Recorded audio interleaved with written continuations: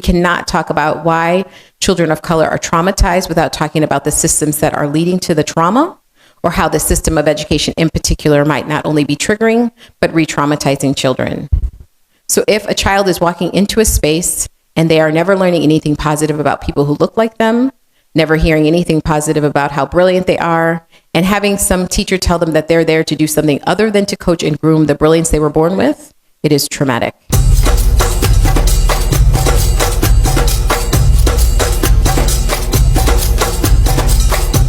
One of the things that I talk to white people a lot about is falling in love with other white people. So it isn't really a choice for people of color, because in a system of oppression, we have to act like we like white people, even if we don't. Yeah, right there. Yeah, that's true. So it's less of an option. It's more of our socialization and scripting, because in order for us to survive and navigate the systems and the worlds that we will face, there will have to be some of that. Yeah. But it feels very optional for white people to not like each other, not to fall just deeply, madly in love with one another. And I would like to offer that it's really not an option. That dividing ourselves into the good white people and those other white people is really not helpful or useful to anyone. It definitely isn't useful to people of color. And so I would offer, if you just start with the premise that all white people are good. I know the white people always laugh at that one. Like, do you know my people? I'm like, I do. I know them. But what I actually believe is that we are born. I want everyone to think about a baby you've seen recently or someone in your family. That baby is just so good. Yeah, nothing wrong with them. Just, wow, just breathtakingly wonderful, right? They come with things they don't even need, like fingernails and eyebrows, right? They come with that kind of stuff. And we were all those babies. And then something happened to us. And we call that the cycle of socialization. And so it is the lie here in this conversation is that we don't need each other. But I can guarantee you, we come into the world needing each other with very little apologies. We cry when we're hungry, right? And if you are fortunate to live a very long life, you will leave this world needing people. The only lie was the in-between part. The truth is we need each other now. We always need each other. And so I would offer, if we spent more time gazing into each other's eyes and falling in love, not just the work that needs to be done, but the what needs to be done makes it just that much simpler, and that much easier, right? So in my head, when people are saying crazy stuff to me, because I do diversity work for a living, they say all kind of crazy things to me. My first thought is, I'm sorry that happened to you. Because what you just said, I'm willing to bet, has made people not like you, has not brought people closer to you. And it's not your fault that it happened to you.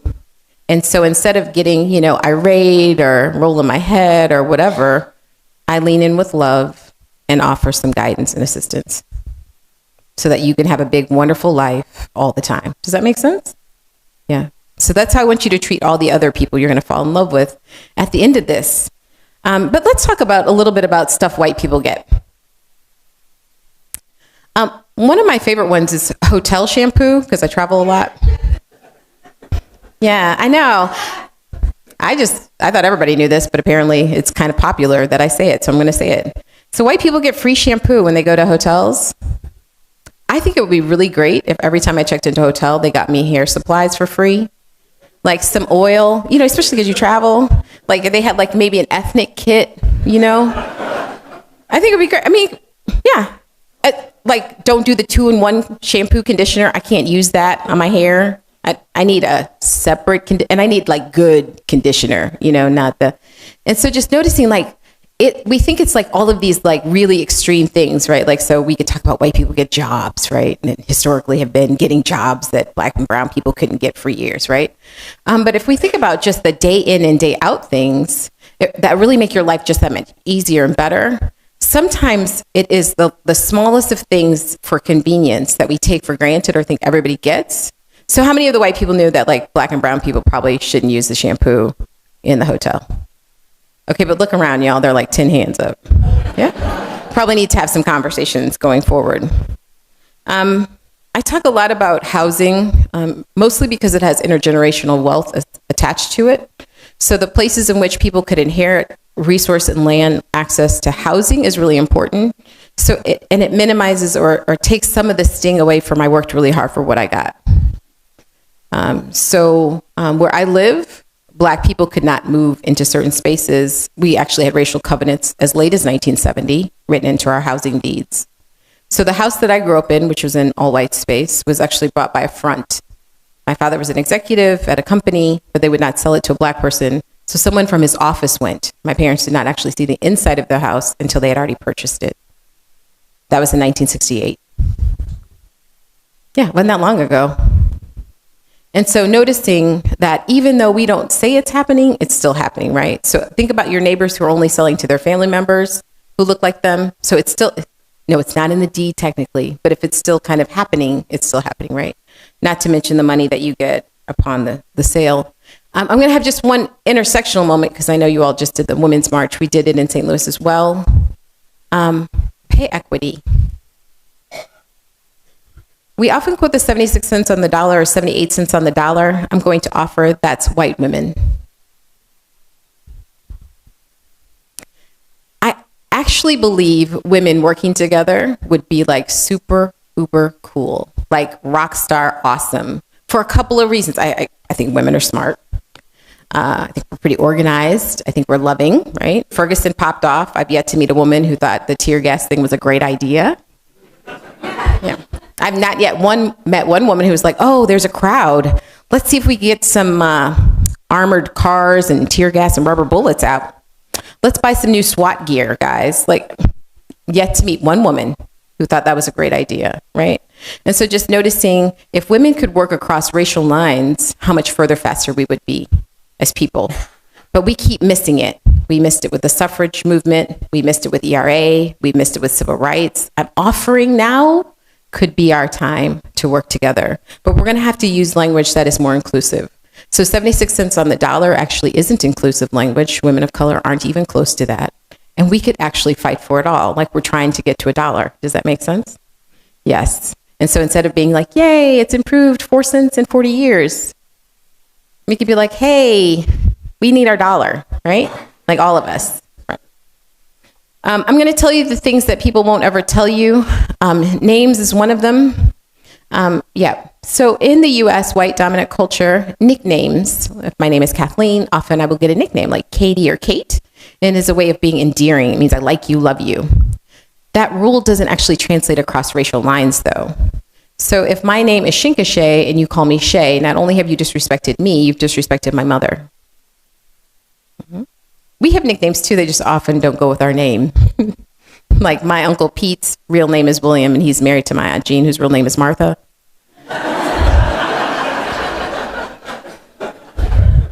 I'm saying this out loud because often we think whatever culture we're in, we think is the actual rule. And I'd like to offer that other cultures, even within the United States, have different rules. And so I will give you another example of that, which is time. In US white culture, time has meaning. It means you're reliable, dependable, and really it is a culture of early. On time is only 60 seconds. In Spanish, I missed the bus literally translates the bus left me. The global majority actually sees time as much more fluid. It doesn't have all of that meaning. We just made that part up, y'all. And so I would just say a couple of things. If time is really important to you, you probably need to tell people that really you want them to come early or actually on time instead of getting upset when they're 15 minutes late or an hour late. If I'm having a party at my house at 7 and you come at 7, you're helping me. Get ready. That's not why I gave you the time. I gave you the time so you knew what time to come after. Yeah, because it's fluid, right? So like the stuff isn't put up at 10. Yeah, if there are people still at my house, we still have stuff. And if you come at the door at 10, we greet you like, oh my gosh, I'm so glad you made it. I mean, like, where have you been? We don't do that, right? Because relationships are really important, not the transaction, right? Two different cultural norms. So in Black space, I usually say you have about 3 questions to ask me. In US white culture, asking questions is transactional. It's how I get to know you. So you'll go to a party, they'll ask you like, how do you know the host? Like, this is crazy. Aren't we all friends of the host? Like, how do we get invited to this party? Like, why are we doing this, right? But in US culture, they're trying to get to know you, right? So they're gonna ask you a ton of questions. That doesn't work across cultural lines. If you have a relationship with me, I'll probably answer any question you have. But first, we form a relationship, then we ask questions. Does that make sense? Often I say this is because people are mostly afraid that they will not be liked or loved. This, again, is a white people thing. White people care about whether or not they're liked. I find this quite interesting. Paul Kivel is a race scholar, has actually done work on this. So not just Amy Hunter, if you need to research it. I know sometimes people need other people. I'll quote a couple other scholars for y'all to write down. Paul Kivel's done really good work on it, though. People of color don't walk around thinking people are going to like them. It's quite funny, actually. Almost even the opposite, right? And so just notice that that's your need to be liked. I'm going to cure you of this need and just offer, we already like you.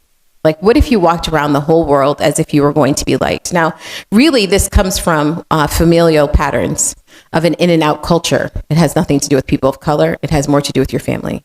So in majority white US culture, there are these rules or customs or perceived thoughts and feelings about how you get in or out of your family. This also doesn't translate. I can't even imagine what you could do in my family for us to kick you out. Like, nothing. Like, I don't know. I mean, I've really tried. Like, if you went to like jail, I was like, well, then we'd have a party for you coming out of jail, I guess. I mean, you'd be gone. You wouldn't be out. I mean, we'd be shamed, but, like out for, just, there wasn't a whole lot of things, right? And so, just noticing like that is a thing. And so I'm going to offer you that if we're going to get really close, we're going to have a commitment with each other, not to push each other out. So I often say, instead of calling white people out, we like to call them in. Yeah. It isn't our fault what happened to us. These things get installed very early on when we're children. And so it isn't our fault that it happened. It is our responsibility as adults to actually work towards the kind of world we'd like to see, though. Does that make sense? All right. And dream big. People are like, oh, I just want to, no. Bigger. Dream bigger. Like, what would it really look like? Speaking in African American and other cultures of color, we say hello to each other. We acknowledge each other with a smile or a head nod. It is a sign of respect. It doesn't really mean hi. I mean, it means hi, but it means more than hi. It means I see you. You are human. Now, I say this, and I like white people because they're like, okay, should I talk to all the black people? Like, I mean, you don't have to like do a formal hi, just like it's a very quick thing, because when I'm walking with my white friends, they're like, so many people. Like, I don't know those people. I don't know them. They're just black people. I walk by, I'm like, it's good. It's like my favorite part about being black. Let me be clear. This is my very favorite part. Like, anywhere I am, like walking down the street and like, it's good. You should try it. Now, I don't do this to white people because I understand it's not part of their culture. They do have a culture around speaking if you are wealthy or important. Yeah, you get a last name and you are often not ignored. So it's not like you don't have a culture of it. I'm just naming what the culture looks like. Does that make sense? All right, good deal. The last thing that white people get is stuff for you. Flesh tone, suntan, pantyhose. Like, I just think it'd be cool to buy makeup at Walgreens personally, like anywhere I am in the United States, instead of going to Sephora, which is much more expensive. All right, really quickly, there's some words that don't translate across race, so I'm going to briefly talk about those. Community is one of them. Oftentimes when white people are talking about community, they're talking about neighborhood. Community has a much broader words for people of color. It could mean where my mother lives, the church, to my sorority. I mean, it could be a bunch of stuff outside of a neighborhood. So that word doesn't translate across race. Culture doesn't translate across race, right? So when we're talking to white people about culture, they're like, we don't have one. You do have one. It is really just kind of peeling back what that actually looks like, right? So I mentioned time, I mentioned speaking, I mentioned smiling. If you go outside of the United States, they think it's funny that Americans smile. They think it's very fun. It's just a funny phenomenon, but it is a cultural phenomenon. Does that make sense? So just getting to notice what it is. Good has coded language. Hair is something that doesn't translate across race. I know. So there's no hair touching. Just, we're going to put that out there. You may not touch my hair. Yeah. I know you're curious, but you're not going to do that. You're not going to do that. Yeah, it comes in different textures. It's interesting. Yeah, it is interesting. Yeah, no touching of the hair though. The other part is about hair combing. So part of the conversation that we have privately but don't have publicly is if you have children of mixed heritage or African American heritage and you are not combing their hair, it's not kept, there is a perception that you are not loving them. So it's not just about the kind of hair you have, it's that love looks like I sat this daughter in between my legs. We had this beautiful conversation about how wonderful she was as I was trying to get that part exactly straight for my people. And her hair looks nice. It is a sign or a symbol of care. It's not just about hair. So I thought I would help you all out with that. And then fear. Fear doesn't translate across race because what we are afraid of is different. I am more afraid of what will happen if we do nothing. It is why I was active in Ferguson. I had nothing to lose. I wasn't afraid of being tear gassed. I wasn't even afraid of being killed. What I was afraid of is getting a phone call that my son had been the next one. That's what I was afraid of. And so just understanding what fear looks like. And then the last one is love. I honestly think we should probably work a little harder across the lines of race to really fall in love with each other. Not like a kittens and puppies love, but the kind of love you want to wake up to.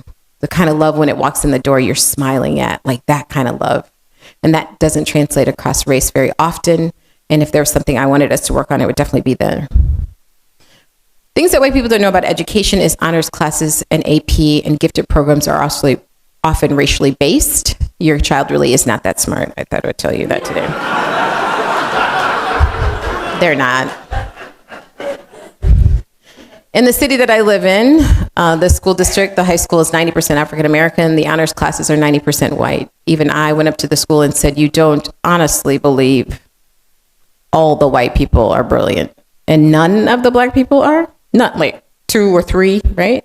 And so just noticing like how we use these tools in the system of education, not to mention our curriculum, our teaching staff, which is not always culturally competent in the system of education, and how that hinders the progress we'd like to make.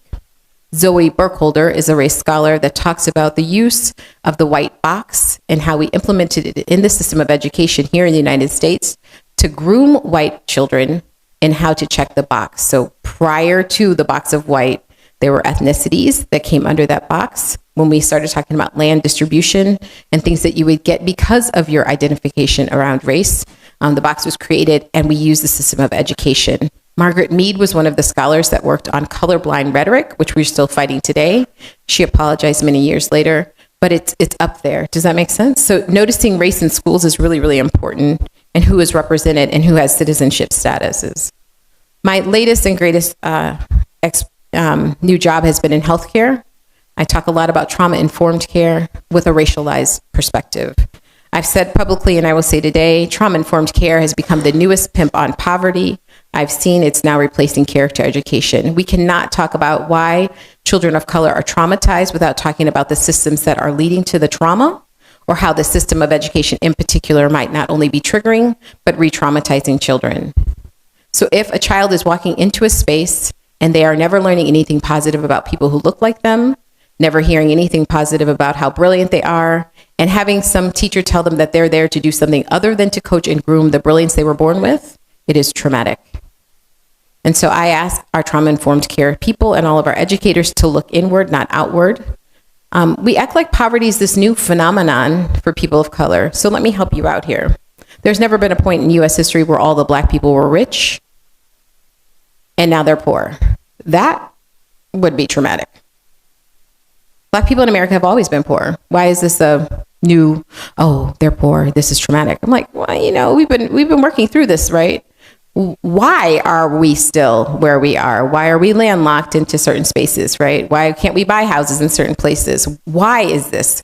How has the housing market and jobs affected intergenerational opportunities for Black and brown people, right? So I work in healthcare, and when I look around at the presidents of hospitals across the country, I could almost name the Black and brown presidents. We know that employment drives down crime. This is not something that's magical. It is something that is proven. And so if we are truly trying to get people out of poverty, employment would be one of the ways that we do that. Does that make sense? That means that all kids are going to have to be able to take their books home, that one-to-one should be normal language that we are using going forward, that we make it happen. In St. Louis, where I am from, out of the 25 top zip codes, we have 3. This is not about money. We know how to do good schools. We know how to do this, and we know how to do healthcare. So one of the things that we have to talk about is mental health, as it looks in brown and black spaces. That means we probably need to stop over-medicating and under-medicating kids of color, that we need to take a real look at what that looks like going forward, that we need to get services. If I got to have it any way that I wanted, every school resource officer would be replaced by a therapist or 2. And they would also support the teachers, not just the children. So it has to be a real conversation that we have.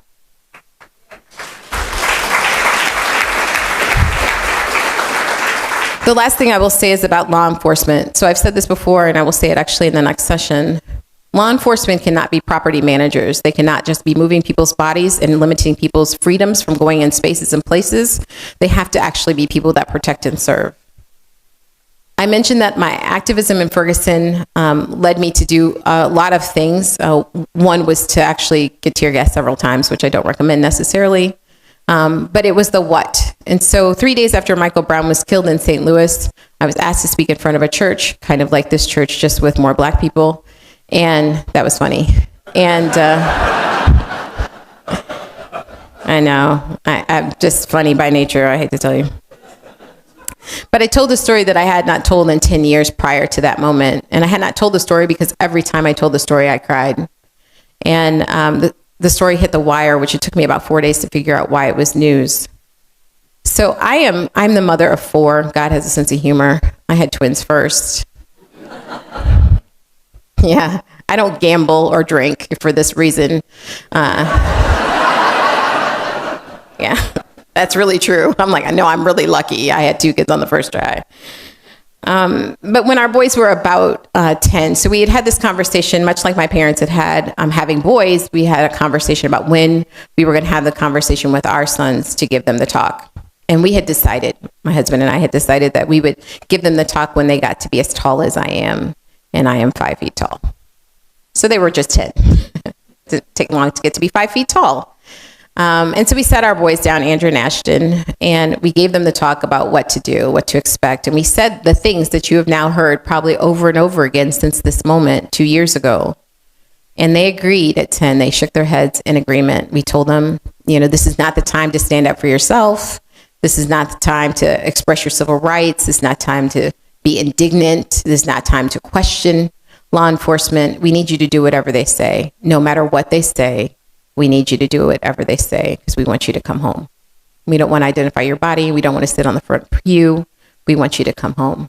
We will handle whatever happens after that as long as you can get to us. And so at the age of 12, my son Ashton was stopped by the police. He had been dropped off in a neighborhood. We live in a college town where there's shops and stores in the middle of the day, beautiful day, and his friends were drinking. And so he decided to leave his friends and walk home, maybe a mile away from there. And on his way home, he was stopped by the police at the age of 12. And so he came home and he was flustered. He had remembered what we said, but he was flustered. And so he starts asking me questions. He said, I don't understand. Like, I'm wearing Sperry topsiders and khakis and a polo shirt. It's tucked in. I have my belt on. Because in his mind, as long as he looked a certain way, what we told him was going to happen wouldn't happen. Because he was 12 years old. So he's trying to make sense of this. And at 12 years old, I knew, and then he knew what he was wearing would not matter. And so we asked a bunch of questions. Is it because of my race? Is it because I'm black? And I said, you know what, Ashton, I don't know. Maybe. He asked so many questions that day. And it was his last question that got me. So he looked at me and he said, Mommy, I just want to know how long this will last. And I looked at my 12-year-old son and said, for the rest of your life. I went to Ferguson, Missouri, because I don't want that to be true anymore.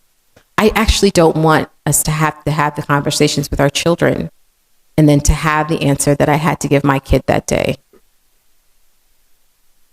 I think we could change it. not just in law enforcement, but in education and in healthcare, in every place that we are. But we have to be not only deeply committed, but we have to be deeply connected with one another. And so I ask that you do this work, not for me and my kid, but now that you've heard my story, if I called and told you something happened to one of my children, you would grieve too. And so I need us to act like it's our kid out there on the line. And if you know anything about mommies, we fight like hecky do for a kid, right? Like 7 or 8 times getting tear gas, getting shot with, right? I'm willing to do that because I would rather die fighting for my children to be free than to live watching them be captive.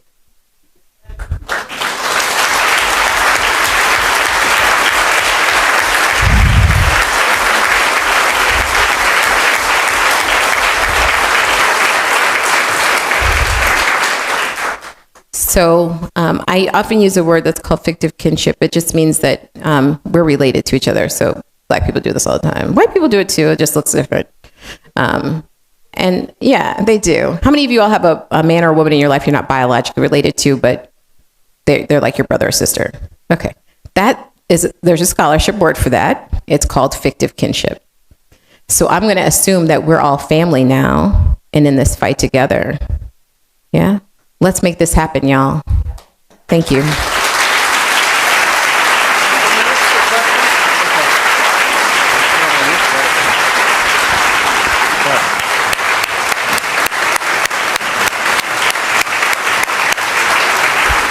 We actually have a couple minutes for questions.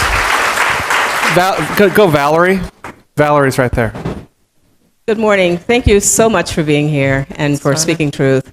When I woke up this morning, I saw a Facebook post from our Senator Holly Mitchell, who's here in California, as well as dear friends who are posting about Tishaura Jones, who's running for mayor. And I'd like to know what we on this side of the country might be paying attention to in regards to her editorial piece, which I thought was quite provocative. Yeah, so Tishaura Jones, sorry, local politics for a second. Tishaura Jones is in St. Louis. She's running for mayor. She's an African-American woman. She would be our first African-American woman mayor. She is the most qualified candidate out of all of the other candidates. But the men have been coming for her quite heavily. You can imagine in a sexist society, anytime she stands up for herself, she's labeled. And so writing her editorial piece was actually like not just smart, but brilliant way to get her voice out there. Our platforms have been largely on crime. So if you hear her opponents, they're talking about reducing crime and being tough on crime, which of course has played really well in the US. My favorite part about who she is and what she's done for our city so far is that as our treasurer, she's opened a savings account for every child in our public school system. That's pretty cool. Yeah, she's using the parking meter surplus. So, like when you get a ticket, I mean, I pay my tickets with like dignity now, right? I'm like, well, it's $15, but it's going to college, right? And so I think we need, right, thoughtful leaders that are thinking about really creative ways to get to where we really want to go and not just pandering kind of for their own popularity. So she's a kid of a politician, but she definitely should win. I'm on her team. I'm canvassing for her. I gave her some of my money, so I'm definitely on her team. But I think it is going to take those not just brave voices, but really strong voices to make a difference. And strategy-wise, I think that's the other part I really appreciate it. It's not like I hope this happens. It's like, no, let's like really figure out a way to make this happen. Where's the research that says, kids that have even $5 in a savings account are more likely to go to college than kids without. And so for her to set that up for literally thousands of children, not only increases our employment opportunities, but the people we can hire, in years to come, but we get to be a smarter, better community. So if there's, donate. She needs money. Lyda Cruzan, the white woman who's running against her, has lots and lots of money. She lives in a very affluent part of town. She has like her 4 Black friends that are all in her commercial. And yeah, but you can imagine, the men are little, politics are still very male dominated. So they're having a bit more of an ease kind of even navigating. They've targeted her on her gender, who she's dating. I mean, anything you can think of, she's had to do it. So if you can get behind a candidate and donate to her, I would strongly recommend it. Her name's Tishaura Jones and she's amazing. Go ahead. Thank you. Hi. When you were talking about family, it brought up a lot for me because you focus so much on connection. And I'm just wondering, so families are not perfect institutions, and I'm reading a book right now, and it's from a feminist perspective, that essentially classism, racism, all of these things are actually family-based systems where you have a loyalty to the people in this community, and if you're in a system of power, then that means that your loyalty is to those people at the exclusion of others, and you maintain your power that way. And I'm wondering what it means for you to have a community or a connection that, like, we can say in this room that we're all family, but like we actually, I mean, staring into someone's eyes is different from hearing what they have to say. And so I'm wondering how those, I mean, you do this all the time, how those conversations go and how you produce a loving community, because families can exclude people's, families can shun people, families contributed to the way the system is now. Yeah, so I actually started a group in St. Louis prior to Ferguson, but it took off after Ferguson, called Witnessing Whiteness. It's just for white people. And it's for white people to talk to other white people about racism, so that people of color aren't always, doing this grief porn kind of moment, telling our sad stories so white people can learn something, right? I was like, white people are actually smart enough to get this. But one of the things that I noticed from the white people that I was working with is they're like, well, it's just so cool. Like, you walk into a room and you're like friends with all the black people immediately when you get there. And like, you guys all know each other. And remember, we don't all know each other, right? But what I explained to them is that you can actually have this too, but you have to work on decolonization, which looks like community building. And there are two things that I say. One is, if you bounce, I'll catch you. I say that a lot. Like, people are gonna mess up, right? I mess up. People are gonna mess up. We're not perfect people. A lot of the forgiveness really is for ourselves, not for the other person, right? We know this part. But the other thing that I say often, and I say it pretty often, is there is nothing you could do to make me love you less. Nothing. There's not a racist thing you can say to me. I'm not confused about how good you are. And I think that has got to be the commitment that we have. We are used to falling in love with people who look like us. We're not used to falling in love with people who don't look like us. And part of that is because what has happened here around race in particular in America has made the dehumanization of people necessary in order to have colonization, right? So in order to justify our inhumane treatment of people, we have to make them less human, right? So we talk about lynching pictures all the time. If you look at a real lynching picture, there are people standing behind and often they're smiling, often they're children, right? So I have to think of, what did I have to say to my kid to make a human body hanging from a tree okay? And how does that spread throughout generations, right? Because when I think about mass incarceration, I don't have anybody in my family who's ever been incarcerated. But because those are my brothers and sisters, those are people who look like they could be in my family, I want to cry every time I think about it. And that has to be where we are. We have to work on decolonization because it is the structures. We go to this individual place, and I really want us to we're all good. So stop the individual part, right? That's a luxury of colonization, is to only have to think about yourself and how you're moving through the world. If we're really going to make systemic and institutional change, we have to decolonize this. So that means that Hillary Clinton didn't win. And I was at a conference actually speaking the day after DT won. I don't say his name. And, and I was at an all white conference. I was doing a white solidarity. I was the speaker for the white solidarity part of the conference. I know. But what I said is, are you upset because your colonizer didn't win? Yeah. Because if we're talking about really creating something new, we actually have to create something new, right? So it isn't enough that, kids are going to the hospital and some kids are getting treated better than others, or your loved one. It has to be something new. It means that what we are fighting for, we are deeply entangled with each other around, and not just our own personal interests, right? My next talk is on Palestine, but they're my people. And so we have to expand the notion of just the biological people being your family. Because if I was telling you whoever got shot last night was your people, how we respond to that. And I'm going to say this really quickly, is that sometimes we're afraid that we're going to never stop grieving. And what I will tell you is that has never been true. But if you don't grieve the loss of something, you can't fight for what you'd actually like to see. You're still stuck in your grief. How many people have ever seen somebody and they're still stuck in their grief?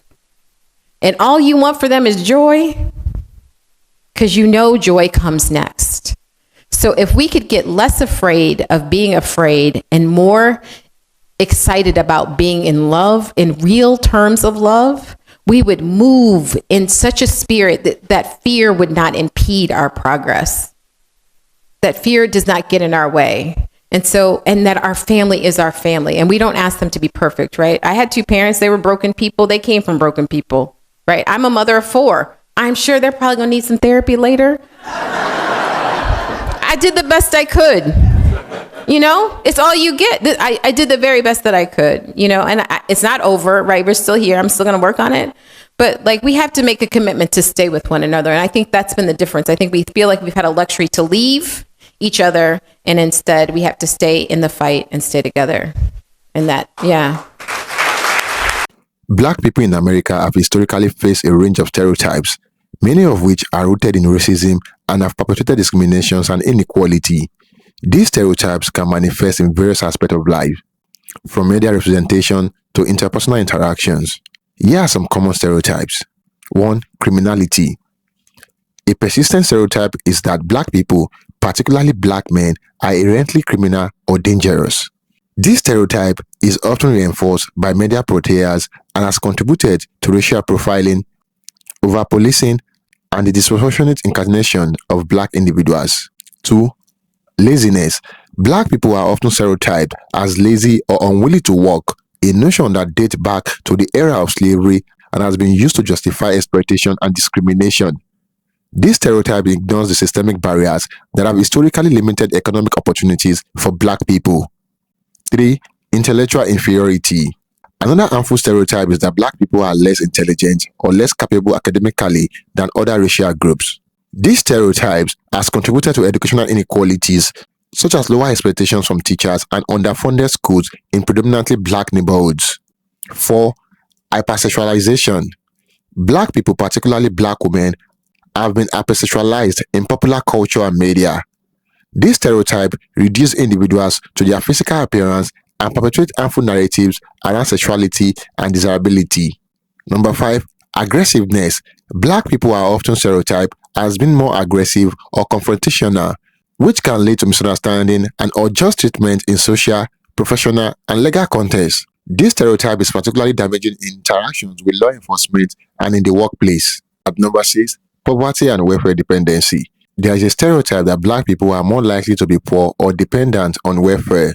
This ignores the systemic economic disparities that have led to higher poverty rates among Black communities and overlooks the diversity of socio-economic status within the Black population. 7.